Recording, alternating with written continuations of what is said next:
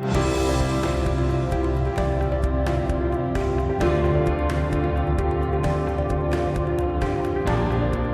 knew I wanted to be a voice for change, honestly. I don't think it was ever something I didn't consider or think about. I grew up with a family where everybody was always, it was with my grandparents and multi-generational home, where we were always giving in the community. There was always a lot of love. Even being a Girl Scout, being active in the church, I knew to always speak up. And there was a time period where I remember going through different traumas and feeling like I didn't have a voice, but something about just my personality, my family, I could even speak up during that time. As I started growing, seeing that other people felt they had no voice or they didn't know how to advocate for themselves, it became more important to me. So I just stayed consistent, stayed on the path, and was like, let me help other people speak up, speak out, advocate for themselves, and share some of the tough stories that other people have trouble sharing. I never really thought racism was real. Growing up, I'm like, man, whatever. And I was told, well, once you become grown, you're going to discover how real racism really is. I'm like, oh, okay. And just as recent as it would have been at the date of this moment, about 4 months ago, I was coming home from the grocery store about to go cook dinner, right? Park in the parking lot like you're supposed to do.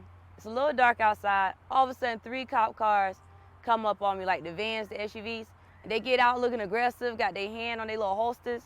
And one like starts shining a flashlight, the other one knocks on the car, and the other one comes to my door, and they're like, Ebony, and I'm like, whoa. Like, this is a lot. A lot of my white friends, they got upset. They started calling on my behalf, and they're like, I'm a white woman. They would never do that to me. They would have been more polite. They would have at least checked who I was first. They asked me for my ID. When I was like, I'm not Ebony, I don't know who that is.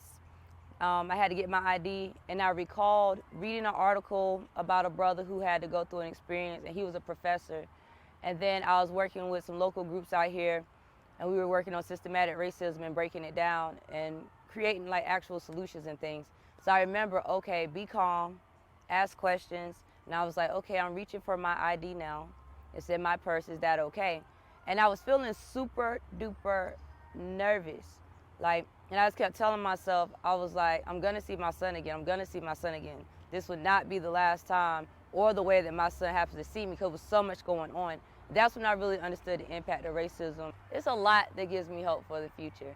One is just having my own breath every day. That in itself, and knowing the things that I've been through and experienced, definitely have a whole lot of hope right there in that. My biggest hope for the future is always my son. That little dude is awesome. He's an entrepreneur. He has a heart of gold. He can have $5, and if you were struggling, he would give you that, you know. And he lets me know, oh, I'm tearing, I really love that little dude. That everybody, regardless of what's happening in the world, it doesn't mean you have to be hateful. It doesn't mean you have to always teach people own your feelings. Yeah, there's still loving people who love and give without wanting something back. And so being one of those people and then seeing my son reflect that really, really is awesome for me.